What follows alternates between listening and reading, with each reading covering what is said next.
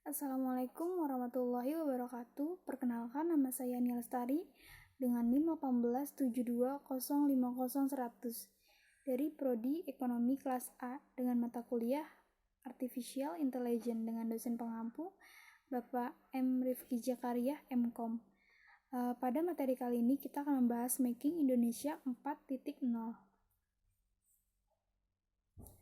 Indonesia berkomitmen untuk membangun industri manufaktur yang kokoh. Yang pertama, menjadi 10 besar kekuatan ekonomi dunia berdasarkan PDB.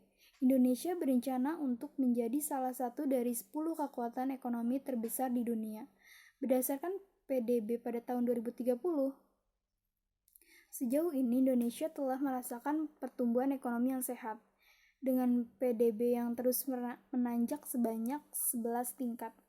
Dari posisi 27 di tahun 2000 sampai posisi 16 di tahun 2016, berkat konsumsi dan investasi domestik yang kuat. Yang kedua, mengadakan rasio produktivitas terhadap biaya. Untuk meningkatkan daya saing di pasar global, Indonesia harus berfokus pada pengadaan output dari biaya dasar buruh saat ini, sehingga dihasilkan produktivitas dan profitabilitas. Yang ketiga, mendorong ekspor neto menjadi 10% dari PDB. Indonesia pernah menjadi salah satu negara dengan ekspor neto tertinggi di ASEAN. Dan yang keempat, menganggarkan 2% dari PDB untuk penelitian dan pengembangan. Aktivitas penelitian, pengembangan, desain, dan inovasi diperlukan untuk meningkatkan kemampuan suatu bangsa dalam penguasaan teknologi. Selanjutnya, Indonesia akan membangun 5 sektor manufaktur dengan gaya saing regional. Yang pertama, makanan dan minuman. Membangun industri F&B powerhouse di ASEAN.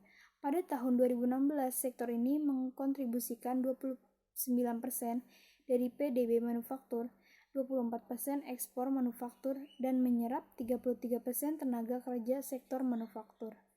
Yang kedua, tekstil dan pakaian, menuju produsen fungsional clothing terkemuka. Pada tahun 2016, sektor ini mengkontribusikan 7% dari PDB manufaktur, 15% dari ekspor manufaktur, dan 20% dari tenaga kerja manufaktur. Dan yang ketiga, otomotif, menjadi pemain terkemuka dalam ekspor IC dan EF, didukung pasar domestik serta investasi yang kuat dari berbagai perusahaan otomotif terkemuka. Indonesia ingin menjadi produsen mobil terbesar di ASEAN. Yang keempat, kimia, menjadi pemain terkemuka di industri biokimia. Sektor industri kimia adalah dasar dari industri manufaktur karena produknya digunakan secara luas oleh sektor manufaktur lainnya, serta elektronika, farmasi, dan otomotif. Dan yang terakhir, ada elektronik, mengembangkan kemampuan pelaku industri domestik. Industri domestik Indonesia masih berkembang dan bergantung pada impor komponen dan produksi lokal dari pemain-pemain global. Selanjutnya, Indonesia akan mendorong 10 prioritas nasional dalam inisiatif Making Indonesia 4.0. Yang pertama ada perbaikan alur-aliran barang dan material. Indonesia bergantung pada impor bahan baku maupun komponen bernilai tinggi, khususnya di sektor kimia, logam dasar, otomotif, dan elektronik. Yang kedua, desain ulang zona industri. Indonesia telah membangun beberapa zona industri di penjuru negeri. Yang ketiga, mengakomodasi standar-standar keberlanjutan. Komunikasi global telah menyuarakan kekhawatiran terkait keberlanjutan di berbagai sektor. Yang keempat, memberdayakan UMKM. Hampir 70% tenaga kerja Indonesia bekerja untuk usaha mikro, kecil, dan menengah UMKM. Yang kelima, membangun infrastruktur digital nasional. Untuk mendukung peta jalan Making Indonesia 4.0, Indonesia akan melakukan percepatan pembangunan infrastruktur digital. Yang keenam, menarik minat investasi asing. Indonesia perlu melibatkan lebih banyak pelaku industri manufaktur terkemuka untuk menutup kesenjangan teknologi dan mendorong transfer teknologi ke perusahaan lokal. Selanjutnya, yang ketujuh, peningkatan kualitas SDM. SDM adalah hal yang penting untuk mencapai kesuksesan pelaksanaan Making Indonesia 4.0.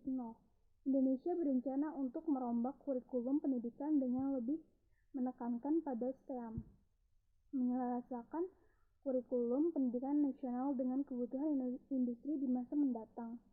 Yang ke-8, membangun ekosistem inovasi. Ekosistem inovasi adalah hal yang penting untuk memastikan keberhasilan Making Indonesia 4.0. Pemerintah Indonesia akan mengembangkan cetak biru pusat inovasi nasional, mempersiapkan percontohan pusat inovasi dan mengoptimalkan regulasi terkait. Yang ke-9, insentif untuk investasi teknologi. Insentif memiliki potensi untuk menggerakkan inovasi dan adopsi teknologi. Oleh karena itu, pemerintah Indonesia akan mendesain ulang rencana intensif adopsi teknologi, seperti subsidi, potongan pajak perusahaan, dan pengecualian bea pajak impor bagi perusahaan yang berkomitmen untuk menerapkan teknologi air. Dan yang ke-10, harmonisasi aturan dan kebijakan. Indonesia berkomitmen melakukan harmonisasi aturan dan kebijakan untuk mendukung daya saing industri dan memastikan koordinasi pembuatan kebijakan yang erat antara kementerian dan lembaga terkait dengan pemerintah daerah. Selanjutnya, dampak ekonomi dan pembukaan peluang di luar industri manufaktur. Making Indonesia 4.0 membawa dampak ekonomi dan peluang kerja positif. Implementasi Making Indonesia 4.0 yang sukses diperkirakan akan mendorong pertumbuhan PDB real sebesar 1-2% per tahun, sehingga pertumbuhan PDB per tahun akan naik dari baseline sebanyak 5% sampai 6-7% pada periode 2018-2030, di mana industri manufaktur berkontribusi sebesar 21-26% PDB pada tahun 2030. Mungkin cukup sekian penjelasannya, kurang lebihnya mohon maaf. Wassalamualaikum warahmatullahi wabarakatuh.